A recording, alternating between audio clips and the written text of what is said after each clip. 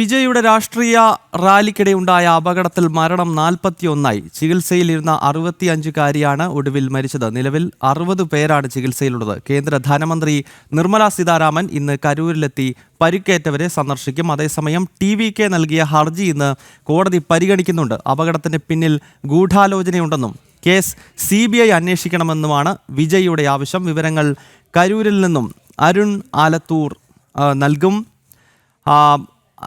അരുൺ, ഈ വിജയുടെ ആവശ്യം ഇപ്പോൾ CBI ഈ കേസ് ഏറ്റെടുക്കണം, കേന്ദ്ര ഏജൻസി ഏറ്റെടുക്കണം. ഒപ്പം ഈ റാലിക്കിടെയുണ്ടായ അപകടത്തിന് പിന്നിൽ വലിയ ദുരൂഹതയുണ്ട് എന്ന ആരോപണം വിജയ് മുന്നോട്ട് വെക്കുന്നതായി മനസ്സിലാക്കാൻ സാധിക്കുന്നു. മാത്രമല്ല, വിജയുടെ പാർട്ടിയായിട്ടുള്ള തമിഴക വെട്രിക്കഴകം നൽകിയിട്ടുള്ള ഹർജി ഇന്ന് കോടതി പരിഗണിക്കാൻ പോകുന്നതായി അറിയുന്നുണ്ട്. അപ്പോൾ എന്തൊക്കെയാണ് ഈ കരൂരിൽ നിന്ന് അരുണിന് നൽകാൻ കഴിയുന്ന അപ്ഡേറ്റ്സ്? പറയൂ.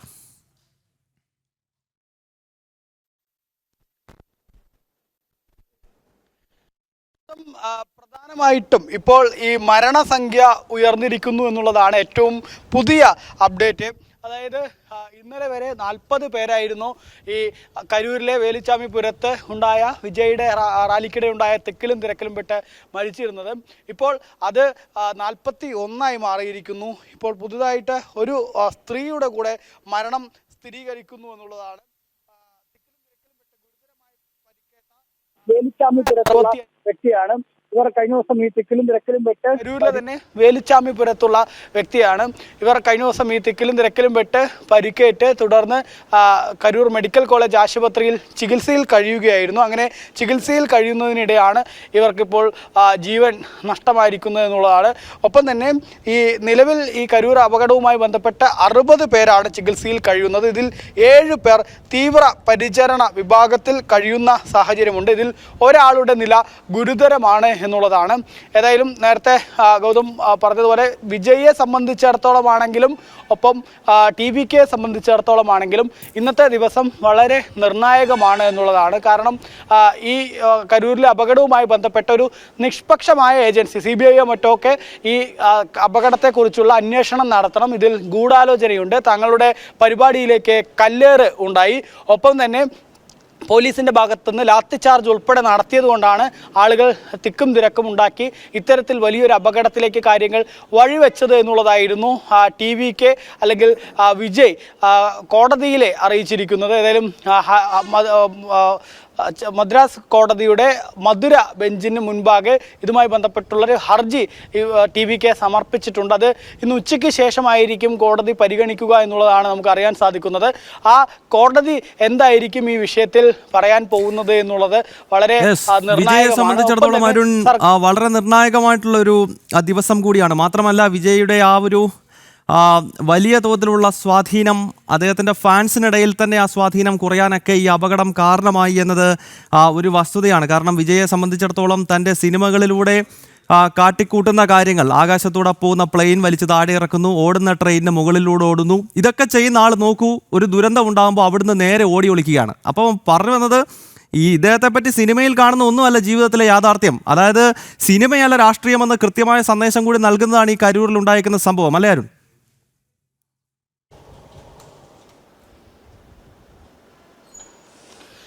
തീർച്ചയായിട്ടും ഗൗതം, അത്തരത്തിൽ തന്നെയാണ്. കാരണം വിജയുടെ ഈ ഒരു അപകടത്തിന് ശേഷം ഉണ്ടായ ബിഹേവിയർ അല്ലെങ്കിൽ പെരുമാറ്റം, അത് കൃത്യമായിട്ട് തന്നെ തമിഴകത്ത് വലിയ ചർച്ചയായി മാറിയിട്ടുണ്ട്. തമിഴകത്ത് മാത്രമല്ല, നമ്മുടെ കേരളത്തിൽ ഉൾപ്പെടെ ഈ വിജയുടെ ഭാഗത്ത് നിന്ന് ഉണ്ടായ പ്രതികരണം വലിയ ചർച്ചയായിട്ടുണ്ട്. കാരണം അപകടത്തിന് ശേഷം വിജയ് ആളുകൾക്ക് ഒരു ആശ്വാസ വാക്കോ മറ്റോ ചൊല്ലുന്നില്ല.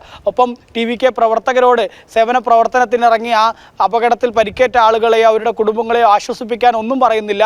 അവർ രായ്ക്ക് ഈ കരൂരിൽ നിന്ന് നേരെ തൃച്ചിയിലേക്ക് പോയി, തൃച്ചിയിൽ നിന്ന് വിമാനത്തിൽ നേരെ ചെന്നൈയിലേക്ക് പോയി സ്വന്തം വീട്ടിൽ പോയിരിക്കുകയാണ്. സ്വന്തം വീട്ടിൽ പോയിരുന്ന് ഇത്രയും നേരമായിട്ടും അദ്ദേഹം മാധ്യമങ്ങളെ കണ്ടിട്ടില്ല എന്നുള്ളതാണ്. 2 തവണ ഈ X ഹാൻഡലിൽ ഒരു പോസ്റ്റ് ഇട്ടു എന്നതല്ലാതെ മറ്റ് മാധ്യമങ്ങളെ കാണുകയോ തൻ്റെ ഭാഗത്തു നിന്നുണ്ടായിരുന്ന വീഴ്ചയെ തുറന്ന് സംബന്ധിച്ചുകൊണ്ട് ഒരു മാപ്പ് പറയുകയോ അത്തരം കാര്യങ്ങളൊന്നും വിജയുടെ ഭാഗത്തു നിന്നുണ്ടായിട്ടില്ല എന്നുള്ളത് വളരെ ശ്രദ്ധേയമായ കാര്യമാണ്. നിലവിലേതായാലും ഈ വിജയുടെ രാഷ്ട്രീയ രാഷ്ട്രീയ ഭാവിയും അതുപോലെ തന്നെ TVKയുടെ രാഷ്ട്രീയ ഭാവിയും ഒക്കെ ഇന്നത്തെ കോടതിയുടെ ഭാഗത്തു നിന്നുണ്ടാകുന്ന പരാമർശങ്ങൾ എന്തായിരിക്കും, കോടതി എന്ത് നടപടിയായിരിക്കും ഇവരുടെ ഹർജിയിൽ സ്വീകരിക്കുക എന്നുള്ളതിനെ ആസ്പദമാക്കി എന്തായാലും ഉണ്ടാകും. അത് വലിയ നിർണായകമായിരിക്കും എന്നുള്ളതിൽ യാതൊരു സംശയവുമില്ല എന്നുള്ളതാണ്. മാത്രമല്ല DMK സർക്കാർ ഇനി കോടതിയിൽ എന്തായിരിക്കും പറയാൻ പോകുന്നത് എന്നുള്ളതും ശ്രദ്ധേയമാണ്. കാരണം ഈ അപകടം നടന്നതിന് ശേഷം കൃത്യമായിട്ടുള്ളൊരു രാഷ്ട്രീയ മുതലെടുപ്പ് കൂടെ DMK ലക്ഷ്യം വെക്കുന്നുണ്ട് എന്നുള്ളത് നമുക്ക് കഴിഞ്ഞ ദിവസത്തെ സംഭവ വികാസങ്ങളൊക്കെ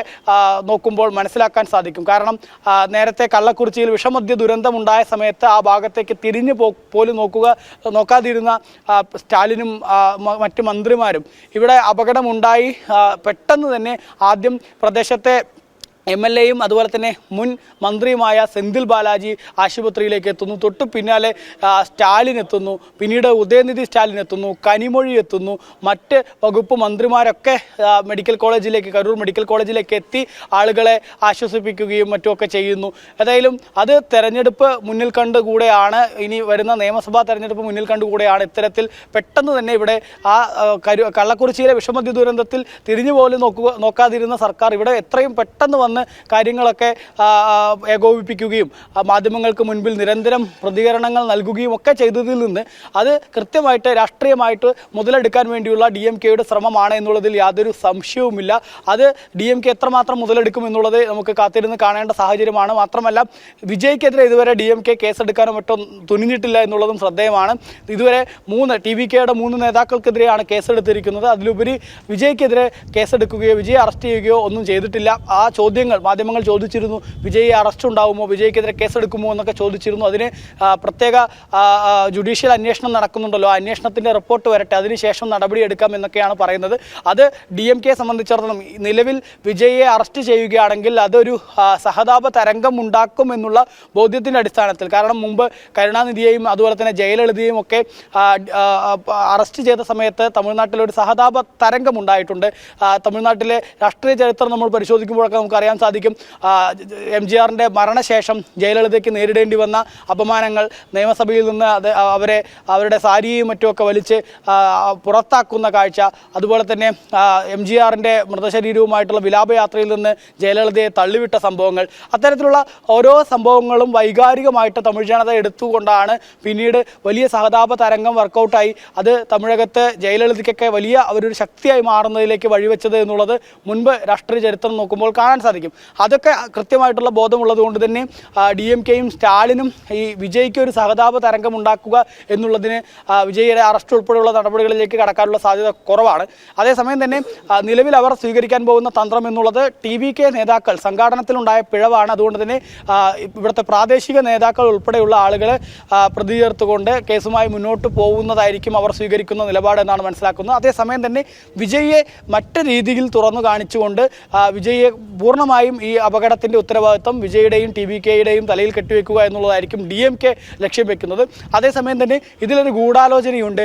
ഈ അപകടത്തിന് പിന്നിൽ DMKയോ പോലീസോ ഒക്കെ ബോധപൂർവ്വം സൃഷ്ടിച്ചതാണോ? സെന്തിൽ ബാലാജി എന്ന MLA ED കേസ് ഉൾപ്പെടെ സെന്തിൽ ബാലാജിക്കെതിരെ നടക്കുന്ന വ്യക്തിയാണ്. അതുകൊണ്ട് തന്നെ ആ വ്യക്തി ഇവിടെ ഒരു MLAയുടെ നേതൃത്വത്തിലൊരു ഗുണ്ടാ സെറ്റ് തന്നെ ഉണ്ട് എന്നൊക്കെയാണ് TVK നേരത്തെ തന്നെ വിമർശനം ഉന്നയിച്ചിട്ടുള്ളത്. അതുകൊണ്ട് തന്നെ ആ സെന്തിൽ ബാലാജിയുടെ ഗുണ്ടകളാണ് ഈ അപകടത്തിന് വഴിവെച്ചത്, ഇവിടെ പരിപാടി അലങ്കോലമാക്കിയത് തുടങ്ങിയ ആ വാദങ്ങൾ ഉന്നയിച്ചുകൊണ്ടായിരിക്കും TVK ഇതിനെ പ്രതിരോധിക്കാൻ പോകുന്നത് എന്നുള്ളതാണ് നമുക്ക് മനസ്സിലാക്കാൻ സാധിക്കുന്നത്. മാത്രമല്ല വിജയ് എന്ത് പറയും എന്നുള്ളതും അറിയേണ്ടതുണ്ട്. വിജയ് ഇതുവരെ ഏതായാലും കരൂരിലേക്ക് വന്നിട്ടില്ല. പോലീസ് അനുമതി നൽകുകയാണെങ്കിൽ കരൂരിലേക്ക് വരും എന്നുള്ളതാണ് വിജയ് പറയുന്നത്. നിലവിൽ ഏതായാലും ചെന്നൈയിൽ തന്നെ വിജയ് തുടരുന്ന ഒരു സ്ഥിതിയാണ് ഉള്ളത് എന്നുള്ളതാണ്.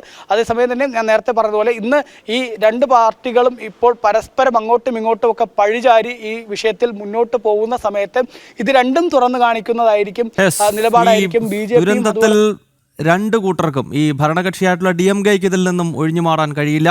കാരണം ഇത്ര വലിയ ആൾക്കൂട്ടം ഉണ്ടാകുന്ന സ്ഥലത്ത് ഒരുക്കേണ്ടതായ അല്ലെങ്കിൽ പാലിക്കേണ്ടതായ മാനദണ്ഡങ്ങളൊന്നും അവിടുത്തെ സർക്കാർ ചെയ്തിട്ടില്ല എന്നത് ഒരു വസ്തുതയാണ്. കാര്യമായി അവിടെ പോലീസ് സംവിധാനം ഉണ്ടായിരുന്നില്ല, വെളിച്ചമുണ്ടായിരുന്നില്ല. അതൊക്കെ ദുരന്തത്തിൻ്റെ വ്യാപ്തി കൂട്ടാൻ കാരണമായി എന്നുള്ളതാണ്. വിജയെ സംബന്ധിച്ചിടത്തോളം അങ്ങേയറ്റം കോടതി പോലും ഏതാനും ദിവസങ്ങൾക്ക് മുമ്പ് വിജയുടെ പാർട്ടിക്കും വിജയ്ക്കും നൽകിയിട്ടുള്ള മുന്നറിയിപ്പുകൾ പോലും അവഗണിച്ചുകൊണ്ടാണ് ഇത്ര വലിയ ആൾക്കൂട്ടത്തെ അവിടെ വിളിച്ചു വരുത്തിയത്. 2:30 നടക്കേണ്ട പരിപാടിക്ക് വിജയ് എത്തുന്നത് 7 മണിക്കാണ്. അവിടെ വലിയ തോതിൽ ജനങ്ങളെ കുരുതിക്ക് കൊടുക്കുകയായിരുന്നു.